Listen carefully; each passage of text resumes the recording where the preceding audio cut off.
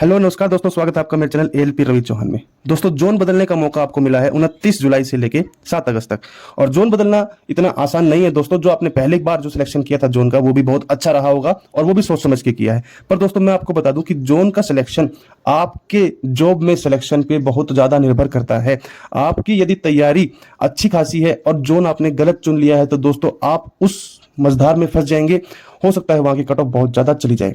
तो कुछ पॉइंटों को मैंने ध्यान रखा है। हमारा जो एक्सपीरियंस रहा है as a senior LP work करते हुए 2018 का पेपर क्लियर करने के बाद जो हमारा एक्सपीरियंस रहा है वो आपके साथ में आज मैं शेयर करूंगा। उम्मीद करता हूं ये आपके लिए बहुत ही महत्वपूर्ण वीडियो रहेगी, क्योंकि इससे महत्वपूर्ण वीडियो आपके लिए नहीं आ सकती है, क्योंकि यही आपके सिलेक्शन को, यही जोन, यही आरआरबी आपके सिलेक्शन को श्योर करेगी। तो सबसे पहले बढ़ते हैं किन बच्चों को जोन नहीं बदलना चाहिए। दोस्तों ध्यान से सुन लेना, किन बच्चों को जोन नहीं बदलना चाहिए। मैं 2 बार लाइव आया उन बच्चों के लिए ताकि वो गलती से भी अपना जोन चेंज ना कर दें, क्योंकि जोन को चेंज करने या आरआरबी को चेंज करने का मौका बस मात्र एक बार मिलेगा, आप बार बार नहीं कर सकते हैं। तो जिन बच्चों को चेंज नहीं करना चाहिए, तो सबसे पहले मैं बता दूं कि जिन्होंने पहले भी आरआरबी सिकंदराबाद चूज की थी वो बच्चे, बेंगलोर चूज किया है वो बच्चे, मुंबई चूज करने वाले बच्चे, बिलासपुर चूज करने वाले बच्चे और कोलकाता चूज करने वाले कैंडिडेट्स, इन 4-5 जोन में जिन्होंने चूज किया है वो बिल्कुल भी अपने जोन को चेंज ना करें। यहां से आपको कहीं पर जाने की जरूरत नहीं है। इनमें कंपटीशन में आपस में बदलाव नहीं करना है आपको।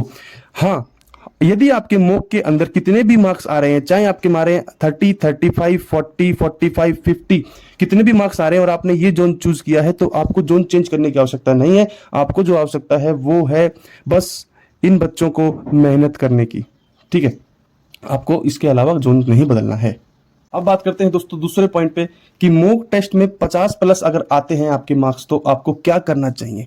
तो दोस्तों देखिए, मॉक टेस्ट में अगर आपके 50+ मार्क्स आ रहे हैं, 55 मार्क्स आ रहे हैं और आउट ऑफ 75, जो कि सीबीटी 1 आपको पता है 75 का होने वाला है, तो अगर 75 में से 50+ मार्क्स आते हैं आपको, तो आपने कोई भी जोन चूज किया हो आपको उसी जोन में रहना है, क्योंकि आप एक आउटस्टैंडिंग बच्चे हो और जो नॉर्मल एवरेज बच्चे हैं उनसे आपके मार्क्स अच्छे आ रहे हैं। तो आपको बस और ज्यादा इंप्रूवमेंट करने की जरूरत है, कोई भी जोन चेंज करने की आवश्यकता नहीं है। यदि आपने ये जोन चूज नहीं किए हैं तो पटना,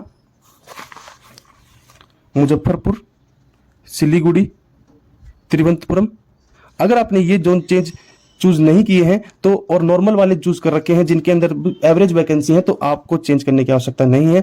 बस आपको अपने स्कोर को इंप्रूव करने की जरूरत है। अब मैं बात कर लेता हूं, अगर आपके पास में 60-65 का स्कोर बना लेते हो हर बार, तो भी आपको ये जोन है, तो भी आपको जोन चेंज करने की जरूरत नहीं है। नहीं तो क्योंकि इसमें आप आउटस्टैंडिंग कैंडिडेट्स के अंदर आते हो, ऐसा बहुत कम देखा जाता है। 100 बच्चों में से 4 या 5 ही कैंडिडेट्स ऐसे मिलेंगे जिनके मार्क्स आपको 60 से 65 में आ रहे होंगे। यदि आपने इनमें भी किया हुआ है तो फिर आप एक चांस ले सकते हो, जो कि एक हार्ड चांस होगा, हार्ड चॉइस होगी, पर यहां पर भी आप अपना स्कोर निकाल सकते हो। आपका सिलेक्शन मेरे अनुमान से यहां पर हो जाएगा। पर कोशिश कीजिए, यदि आपका इतना स्कोर आ रहा है तो भी आप अपना एक अच्छा सा सेफ स्कोर ले सकते हो, सेफ जोन ले सकते हो जिसमें मीडियम या एवरेज वैकेंसी है। और साथ ही साथ मैं सलाह देना चाहूंगा उन कैंडिडेट्स को जिनके 50+ मार्क्स आ रहे हैं आउट ऑफ 75, तो वो क्या करें, वो करें दोस्तों कि आपने अब सीबीटी 2 की भी थोड़ी थोड़ी तैयारी कर लेनी है। साथ में ट्रेड के प्रीवियस ईयर क्वेश्चन पेपर लगाकर आपको ये देख लेना है कि कहां से ट्रेड के क्वेश्चन आ रहे हैं और आप अपनी तैयारी को मजबूत करना स्टार्ट कर सकते हैं ट्रेड के थोड़ा थोड़ा पढ़ के। और सीबीटी 1 के बेसिक साइंस और इंजीनियरिंग, जो कि एक न्यूमेरिकल पोर्शन रहता है, उसको भी तैयार कर सकते हो, जिनके 50+ क्वेश्चन बनते हैं हर बार। अब आपको एनालिसिस करनी कैसे है, देखिए मैं आपको सबसे पहले 6th पॉइंट के बारे में बता दूं कि जो ये 6th पॉइंट है, आपका एक्चुअल स्कोर आपको कैसे पता होगा। देखिए, केवल मात्र आप एक बार किसी एक प्लेटफॉर्म से जाके देखेंगे कि 50+ स्कोर मैंने कर लिया या 60 स्कोर कर लिया तो मैं ये चूज करता हूं या मीडियम वाले करता हूं, नहीं। आपको 2 या 3 प्लेटफॉर्म मॉक टेस्ट के लगाकर देखने पड़ेंगे। 3 प्लेटफॉर्म पे लगाएंगे तब आपको स्कोर, अपना एवरेज स्कोर निकालेंगे, तब दिखेगा कि हाँ मेरे एक्चुअल में यहाँ पे स्कोर आ रहे हैं। एक तो आप टेक्स्ट बुक ले सकते हैं, दूसरा आप प्रेप एप्लीकेशन PREPP, जो कि आपको मेरे लिंक में मिल जाएगा, डिस्क्रिप्शन में मिल जाएगा, वहां पर आ जाकर आप 199 में रवि RAVI रवि 20 कोड लगाकर 199 में पूरे 1 साल के लिए लगा सकते हैं। और ALP technician, NTPC, group D सभी के क्वेश्चंस को आप सॉल्व कर सकते हैं। फिर आपने देखना है कि 2 से 3 प्लेटफॉर्म में आपने देख लिया कि हाँ मेरे स्कोर तो करीबन करीबन 50 आ जाता है, तो फिर आपने इस प्रकार का डिसीजन लेना है। अभी आपके पास में 5-6 दिन है, तो आप इस तरह की एनालिसिस अपने लिए कर सकते हो। अब बात करते हैं मॉक टेस्ट में, अगर आपके 30 से 35 मार्क्स आ रहे हैं तो आपको कौन सा जोन चूज करना चाहिए। सबसे पहले मैं इस प्रकार के कैंडिडेट्स को मैं सलाह दूंगा, अगर आप यूआर कैंडिडेट्स हैं या ओबीसी कैंडिडेट्स हैं तो दोस्तों ये आपके लिए अभी टफ टाइम है, आपको और ज्यादा मेहनत करनी पड़ेगी। हाँ, अगर आप एससी या एसटी कैंडिडेट्स हैं तो आप एक एवरेज कैंडिडेट्स के रूप में आगे आ सकते हैं। आपको थोड़ा सा और मेहनत करना है, पर इनको तो बहुत ही ज्यादा मेहनत करनी है। इनको अपना स्कोर 45 प्लस पर लाना ही लाना होगा, ठीक है। अब बात करते हैं कि इनको मेहनत तो करनी है, पर अगर थोड़ा बहुत इनके पास में चांस है तो ये कहाँ जाएं। तो ये दोस्तों मैंने आपको बताया कि ये एक तरह के सेफ जोन जरूर कहलाएंगे, इनमें से आप भर सकते हो। या फिर आपके आसपास में कोई एक नॉर्मल जोन है जो कि आपके अहमदाबाद, भुवनेश्वर, ये भी एक नॉर्मल जोन है, अजमेर, इनमें भी आप डाल सकते हो, ठीक है। पर आपको मेहनत करनी पड़ेगी, केवल जोन सिलेक्शन से आपका सिलेक्शन नहीं होगा मेरे भाइयों। मेहनत बहुत जरूरी है इसमें करना, इतना स्कोर से नहीं बन पाएगा। होम जोन कौन बच्चे सिलेक्ट करें और कैसे तय करें कि मुझे होम जोन में जाना चाहिए या नहीं चाहिए। देखिए, अगर आपने जो भी जोन पहले सेलेक्ट किया हो, मैं एग्जांपल लूंगा, अभी हम स्टडी करेंगे ओबीसी कैंडिडेट्स और जनरल कैंडिडेट्स के हिसाब से कि भाई किनको कहाँ जाना चाहिए। मैं पूरा डाटा अभी तैयार कर लिया है, बताने वाला हूं, पर मैं ये बता दूं कि होम जोन में किसको जाना चाहिए। मान लीजिए आपने कोई जो जोन पहले सेलेक्ट किया हुआ है उसमें आपके ओबीसी की और ओबीसी कैंडिडेट्स हैं, और ओबीसी में फाइट करेंगे ओबीसी और यूआर वाले कैंडिडेट्स, ठीक है। तो आपको ओबीसी से इसके हिसाब से अगर आपने देखा कि टोटल वैकेंसी वहां पे 622 है जहां से आपने अप्लाई किया हुआ, अब आपके होम जोन में भी 600, 550 ऐसी वैकेंसी बन गई है यूआर और ओबीसी की, ओबीसी कैंडिडेट के हिसाब से बता रहा हूं। तो आप अपने होम जोन में बिना अपने मॉक के हिसाब से, बिना अपने मॉक टेस्ट नंबर के हिसाब से जा सकते हो, क्योंकि आपने पहले भी ये चूज किया था और अब आपके होम जोन में इतनी वैकेंसी आ गई है जो कि लगभग बराबर है, तो आप जा सकते हो। बराबर है या ज्यादा है, पर होम जोन में जाना चाहते हो और वैकेंसी वहां पर कम है, जैसे कि मैंने पहले 650 थी जहां से अप्लाई किया है और 350 अब है जहां से आपने अप्लाई करना चाहते हो आपके होम जोन में, तब आपको देखना है कि मेरे जो मॉक में एग्जाम आ रहे हैं, जो नंबर आ रहे हैं वो कितने हैं। अगर आपके मॉक में एग्जाम 50 प्लस हैं, ये ठीक है, तो फिर आप ट्राई मार सकते हो, ठीक है। नहीं तो होम जोन का लोभ अभी छोड़ देना है, अभी आपको जॉब की प्रायोरिटी को देख के सिलेक्शन करना है, ठीक है।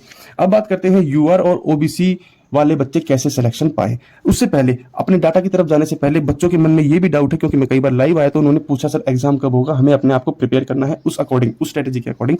तो दोस्तों देखिए, अभी तो आपका अगस्त 10 तारीख तक आपका यही चलने वाला है सीक्वेंस, और उसके अगस्त के लास्ट में मेरा अनुमान ये है कि अगस्त के लास्ट में और सितंबर फर्स्ट वीक में आपका कॉल लेटर्स अनाउंस हो सकते हैं, हॉल टिकट्स निकल सकते हैं। तो आप मिड ऑफ सितंबर या सितंबर के लास्ट तक सोच सकते हैं कि एग्जाम होगा, तो आप उसके अकॉर्डिंग ही तैयारी कीजिए। अभी भी आपके पास में 40 से 45 दिन है, और इन 40 से 45 दिन में वो बच्चे भी तैयार कर सकते हैं जिन्होंने अभी तक स्टडी स्टार्ट नहीं की है। दोस्तों अब बात करते हैं यूआर और ओबीसी कैसे अपने जोन का सिलेक्शन करें। तो सबसे पहले मैं बता दूं कि दोस्तों ये जो फोटो है, ये पूरा डाटा मैंने अपने व्हाट्सएप ग्रुप पे डाल दिया है। आप व्हाट्सएप ग्रुप का लिंक मैं इस वीडियो के अंत में दे दूंगा, आप वहां पे जाके देख सकते हैं। देखिए, ये जो कैटेगरी है ओबीसी की, इसमें मैंने बताया है कि जो बच्चे अच्छा स्कोर कर रहे हैं, 50 प्लस स्कोर करते हैं, तो वो बच्चे यूआर में भी फाइट करेंगे। पर जो बच्चे 40 या 40 के आसपास ही स्कोर कर पा रहे हैं, तो वो अपने यूआर की ही फील्ड में फाइट कर पाएंगे, क्योंकि उनके मार्क्स कम आ रहे हैं, वो ओबीसी में ही फाइट कर पाएंगे, यूआर में नहीं घुस पा सकते अगर वो स्कोर को इंप्रूव नहीं कर रहे हैं तो, ठीक है। अब देख लीजिए टोटल वैकेंसी कितनी है। अगर मान लें यूआर और ओबीसी में आप फाइट कर रहे हैं, तो देखिए ये जो नॉर्मल सीट्स हैं, तो ये नॉर्मल आरआरबी हैं, इनमें अगर आपने किया है और अच्छा स्कोर कर रहे हैं तो आपको जाने की जरूरत नहीं है। अहमदाबाद हो गया आपका, इसी तरह भुवनेश्वर हो गया आपका, भोपाल हो गया, ठीक है, कोलकाता हो गया, मालदा हो गया, और यहाँ पर प्रयागराज और सिकंदराबाद, ये सिकंदराबाद तो हाईएस्ट मोस्ट में चला गया है। तो अगर ये है आपकी एवरेज जो आरआरबी है, इनमें कई बार मुझे ऐसा लगता है कि ज्यादा वैकेंसी वालों में थोड़ी फाइट होगी, और ये जो एवरेज है ये आपकी अच्छी जोन कहलाने लायक बनेंगी, ठीक है। तो अगर आपने इनमें अप्लाई किया हुआ है तो भी आपको शिफ्ट करने की जरूरत नहीं है, ज्यादा वैकेंसी वाले की तरफ भी भागने की आवश्यकता नहीं है। अगर सोर्स स्कोर ठीक ठाक आ रहा है तो बस आपको स्कोर को इंप्रूव करना है, ठीक है। किनको जाने की जरूरत है, देखिए जहां पर वैकेंसी बहुत कम है वहां पर जाने की जरूरत है। जिन बच्चों ने पहले से ही कोलकाता भरा हुआ था और वो ओबीसी के हैं, और चाहे उनके नंबर कितने भी आ रहे हैं, चाहे कम चाहे ज्यादा, उनको किधर भी सोचने की आवश्यकता नहीं है, भागने की जरूरत नहीं है, क्योंकि पहले 43 वैकेंसी थी और अब 288 वैकेंसी हो गई है ओबीसी में, ठीक है। तो 10 गुना के आसपास वैकेंसी को, 5-6 गुना के आसपास वैकेंसी को बढ़ाया गया है, तो आपको चेंज करने की जरूरत नहीं है। ये डाटा देखिएगा और इसके हिसाब से ही अपने जोन को सिलेक्शन करेंगे ओबीसी वाले कैंडिडेट्स, ठीक है। पूरा मैं नीचे तक दिखा देता हूँ, ठीक है। वो मैं पहले ही बता चुका हूँ कि सिकंदराबाद, मुंबई, कोलकाता, बिलासपुर, और बेंगलोर, इनको तो चेंज करने की जरूरत ही नहीं है, चाहे आप किधर भी किसी भी जोन से यूआर से हो, SC ST OBC किधर से भी हो, ठीक है। और ये है यूआर के कैंडिडेट्स के लिए दोस्तों डाटा, ठीक है। इसमें भी मैंने बताया हुआ है, ये देखिए डाटा यहाँ पर है। इसमें भी अगर आप देखेंगे तो वही कहानी है जैसा कि OBC के अंदर है। अहमदाबाद, बेंगलोर, भोपाल, ये जोन मीडिएटिंग जोन है, इनमें से चेंज करने की जरूरत नहीं है आपको,